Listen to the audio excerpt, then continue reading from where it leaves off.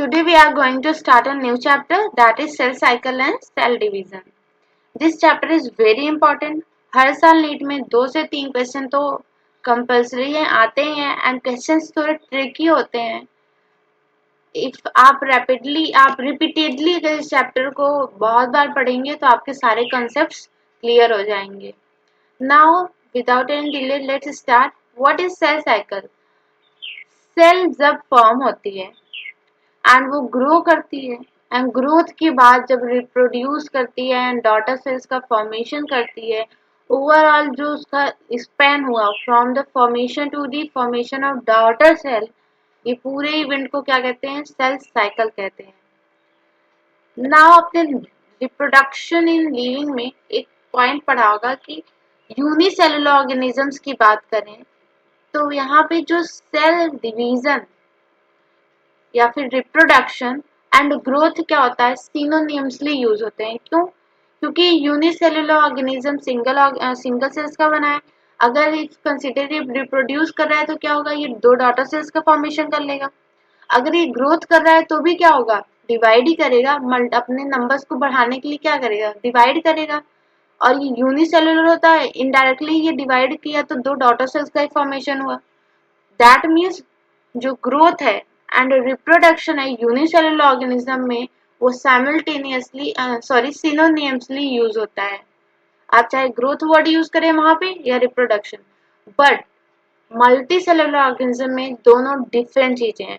Growth का मतलब हो गया बॉडी ग्रो कर रही है, नंबर ऑफ सेल्स इंक्रीज कर रहे हैं, साइज ऑफ सेल इंक्रीज कर रहा है. एंड रिप्रोडक्शन का मतलब हुआ प्रोजेनी का फॉर्मेशन.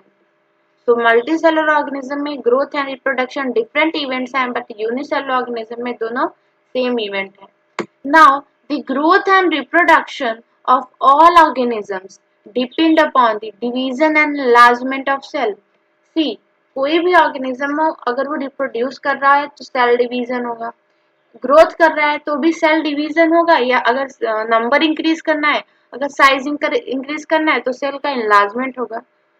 सो सभी ऑर्गेनिज्म में ग्रोथ एंड रिप्रोडक्शन किस पे डिपेंड होते हैं? Division of the cell and enlargement of the cell पे.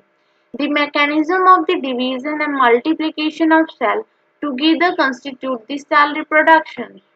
नाउ जो मैकेनिज्म होता है डिवीजन का, सेल डिवीजन का, एंड या फिर सेल के नंबर का इंक्रीज होना, that is multiplication of cells का, टुगेदर वो कंस्टिट्यूट करता है क्या? Cell reproduction. सेल रिप्रोड्यूस कर रहा है, that means cell daughter cells का फॉर्मेशन कर रहा है. तो वो कैसे करेगा? डिवीजन से करेगा.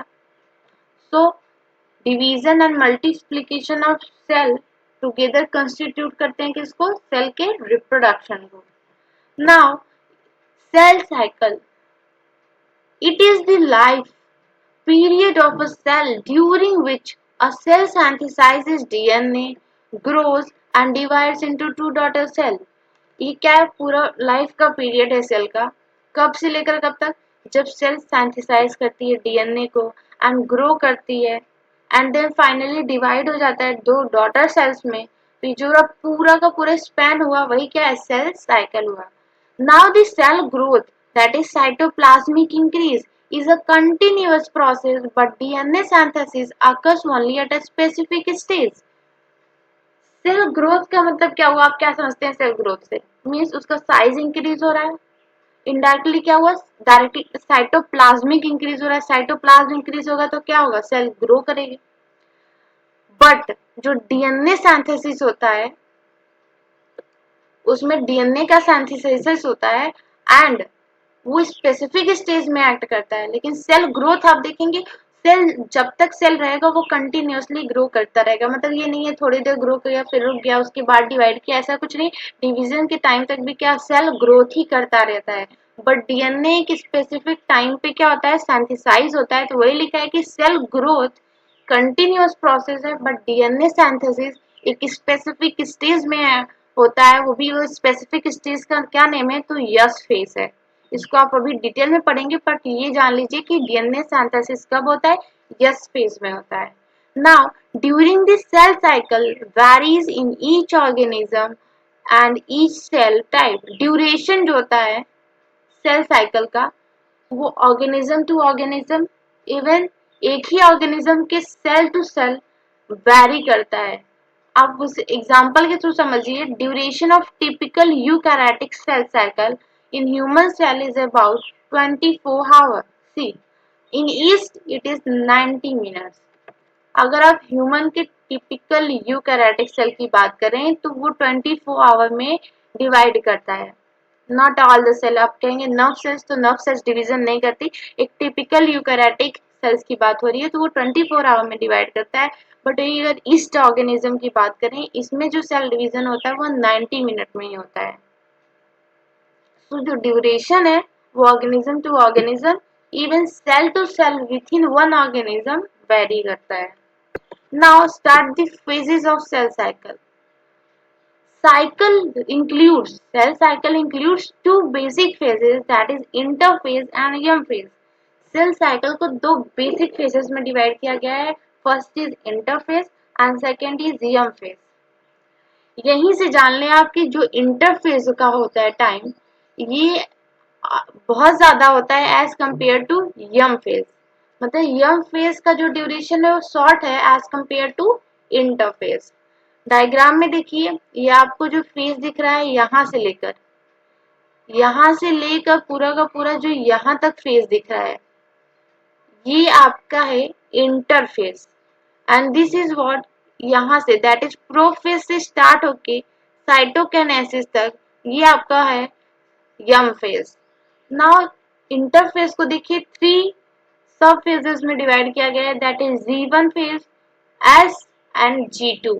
ये सीक्वेंस आपको पता होना चाहिए कि अगर सेल डिवीजन करना स्टार्ट किया है तो पहले वो G1 में रहेगा, देन यस में रहेगा, देन G2 में रहेगा एंड देन यम फेज में इंटर करेगा, पहले प्रो फेज में, देन मेटा फेज में, देन एना फेज में, then telophase and finally cytokinesis proceed हो जाएगा एंड डॉटर सेल्स का फॉर्मेशन हो जाएगा। आपको डायग्राम में एक और चीज दिख रही होगी, दिस, ये क्या है? ये वो स्टेज है जिसमें सेल अपने आप को सस्पेंड कर लेते कुछ टाइम के लिए, सो दैट वो डिवीजन के पार्टिसिपेट ना करे। अभी क्या होता है, सेल डिवाइड कंटिन्यूसली तो करती नहीं रहती, कुछ सेल्स होती हैं जो जब रिक्वायर्ड होती हैं तभी डिवाइड करती हैं, तो वो रिक्वायरमेंट के हिसाब से डिवाइड करेंगी। अगर रिक्वायरमेंट नहीं है तो वो सस्पेंड हो जाएंगी, दैट इज G0 फेज में।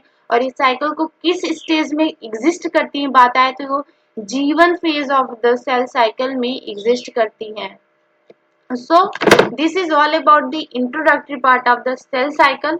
अभी हम सारी phases को डिटेल में पढ़ेंगे। So let's start with the interphase. What is interphase? Interphase को resting phase भी कहते हैं। आप कहेंगे resting phase यहाँ पे मतलब कोई वर्क नहीं हो रहा है। No, ऐसा नहीं है। सेल में हमेशा मैकेनिज्म्स, मेटाबॉलिज्म्स होती रहती हैं एंड इंटरफेजेस को रेस्टिंग फेज कहा गया है, बट यहाँ पे भी बहुत ढेर सारे सेल्स में चेंजेस हो रहे हैं। नाउ देखते हैं इंटरफेजेस में चेंजेस क्या हो रहे हैं। It is the phase between the two successive young phase. अब इंटरफेज कहाँ एग्जिस्ट करता है, आप सोचिए, ये डिवीजन स्टार्ट हुआ, यहीं से इंटरफेज हुआ एंड इंटरफेज ये यम फेज, दैट इज एक यम फेज, एंड जब ये अपना कंप्लीट करेगा एंड देन फिर नेक्स्ट एम फेज होगा, तो दो एम फेज के बीच का जो ड्यूरेशन होता है उसी को क्या कहेंगे, इंटरफेज कहेंगे। Now it includes the cell growth and DNA synthesis. Interphase में क्या इवेंट्स होते हैं, तो सेल का ग्रोथ होता है, क्योंकि सेल ग्रोथ तो कंटिन्यूअस प्रोसेस है, तो ये कंटिन्यूअसली पूरे सेल साइकिल में होता है। बट डीएनए सिंथेसिस वो इंटरफेज में होता है, वो भी इंटरफेज के किस स्पेसिफिक सब फेज में, तो यस फेज में। Now it last more than the 95 duration of the cell cycle. मैंने आपको इनिशिएशन में ही बताया कि सेल साइकिल का most of the duration interphase में कंप्लीट होता है, थोड़ा सा ही ड्यूरेशन में हमारा यम फेज कंप्लीट हो जाता है। तो 95% जो ड्यूरेशन होता है वो इंटरफेज का होता है। इंटरफेज को 3 फेजेस में डिवाइड किया गया है एंड वो 3 फेजेस क्या हैं, G1 phase, yes phase and G2 phase. G1 phase को गैप 1 फेज या फिर एंटी फेज भी कहते हैं। दिस इज इम्पोर्टेंट कि G जो है वो गैप 1 है। फर्स्ट ग्रोथ फेज, इसको फर्स्ट ग्रोथ फेज भी कहते हैं and it is the interval between the mitosis and the DNA replication. Now आप डायग्राम से देखिए, आपको ये जीवन फेज किसके बीच में दिख रहा है? यम फेज के बीच में एंड यस फेज। इस और यस फेज में क्या होता है? डीएनए का रेप्लिकेशन होता है। तो आप क्या कह सकते हैं कि G one phase is the duration between the M phase and S phase. Now main events क्या होते हैं जीवन फेज में? तो continuous growth of the cell, cell तो कंटिन्यूअसली ग्रो करता ही रहेगा। And cell become metabolically active, cell metabolically active भी रहता है जीवन फेज में। ऐसा नहीं है कि ये इंटरफेजिक का पार्ट है तो ये रेस्ट में रहेगा, नहीं, सेल मेटाबॉलिकली एक्टिव होता ही है। Now prepares machinery for the DNA replication. और जीवन फेज में क्या होता है? मशीनरी प्रिपेयर होती है। क्यों? क्योंकि इसके आगे वाले फेज में, यस फेज में क्या होने वाला है? डीएनए का रेप्लिकेशन हो रहा है। तो रेप्लिकेशन के लिए जो रिक्वायरमेंट है उसके पहले ही वाले फेज में, जीवन फेज में क्या होता है? वो रिक्वायरमेंट को कंप्लीट किया जाता है। Now synthesis of RNA and protein.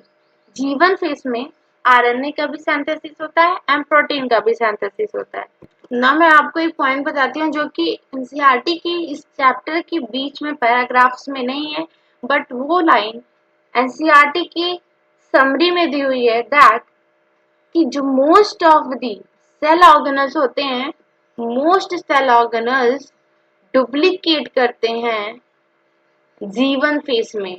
What? Most cell organelles duplicate in the G one phase.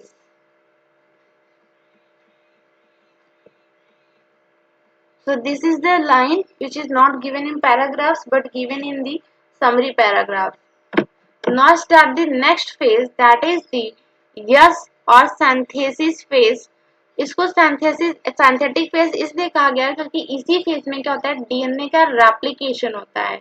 In this DNA replication take place, amount of DNA per cell doubles but the chromosome numbers not increases. Yes में इस phase में क्या होता है?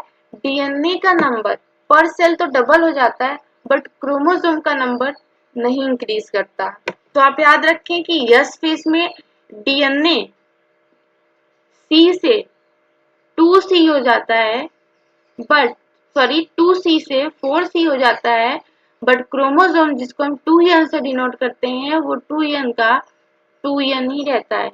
अगर initially chromosome DNA हमारा 2C था तो वो 4C हो जाएगा यस फेज में। अगर क्रोमोसोम 2n था तो वो 2n ही रहेगा। दैट मीन्स यस फेज में डीएनए डबल होता है, डीएनए क्योंकि वहां पे रेप्लिकेशन होता है डीएनए का, but chromosome number remains same. Now, in animal cells, replication begins in the nucleus and centriole duplicates in the cytoplasm. Animal cell में क्या होता है? जो रेप्लिकेशन होता है वो न्यूक्लियस में होता है, लेकिन जो सेंट्रियोल है जो कि हेल्प करता है इसमें सेल डिवीजन में, आप देखेंगे स्पिंडल फाइबर का फॉर्मेशन होने में, तो वो भी डुप्लीकेट करता है यस फेज में ही बट साइटोप्लाज्म में। मीन्स सेंट्रियोल का duplication as well as DNA का रेप्लिकेशन दोनों यस फेज के इवेंट्स हैं। नाउ यस फेज के बाद आता है हमारा G2 फेज, जिसको गैप 2 फेज भी कहते हैं। सेकेंड ग्रोथ फेज है ये, and cell growth continuous, and cell का ग्रोथ कंटिन्यूअस होता रहता है इस फेज में। Synthesis of RNA and proteins continue. इस फेज में क्या होते हैं? आरएनए एंड प्रोटीन का सिंथेसिस होता रहता है। आप ये जाने जीवन फेज में हो या यस फेज में हो या G2 फेज में हो, सब में प्रोटीन सिंथेसिस होता ही रहता है। Now cell is prepared for mitosis. इस फेज में क्या होता है? सेल प्रिपेयर्ड हो जाती है। क्यों? इसके बाद वाला फेज जो आने वाला है वो यम फेज आने वाला है, मतलब वहां पे माइटोसिस होने वाला है। एंड एक पॉइंट मैं आपको एक्स्ट्रा बताती हूँ, आपको मे बी पीवाईक्यू में मिलेगा, दैट यस फेज में क्या होता है? हमारा हिस्टोन प्रोटीन का सिंथेसिस होता है। किस फेज में? यस फेज में। एंड ट्यूबुलिन प्रोटीन का सिंथेसिस होता है G2 फेज में। इस G2 फेज में क्या होता है? ट्यूबुलिन प्रोटीन का सिंथेसिस होता है। तो ये कुछ इवेंट्स हैं इंटरफेज के, तो ये आपको याद होने चाहिए। नाउ आप सम अप करें तो मेन पॉइंट्स ऐसे, जीवन फेज में क्या होता है? सेल ग्रोथ करती रहती है, एंड जीवन फेज में most of the cell organelles duplicate करते हैं। यस फेज में क्या होता है, डीएनए का रेप्लिकेशन होता है बट क्रोमोसोम नंबर सेम रहता है। G2 फेज में क्या होता है, आरएनए एंड प्रोटीन का सिंथेसिस होता है, सेल प्रिपेयर हो जाती है। क्यों, इसके फेज में माइटोसिस होने वाला रहता है, यम फेज आने वाला रहता है। एंड यस फेज में हिस्टोन प्रोटीन का सिंथेसिस होता है और G2 फेज में ट्यूबुलिन प्रोटीन का सिंथेसिस होता है।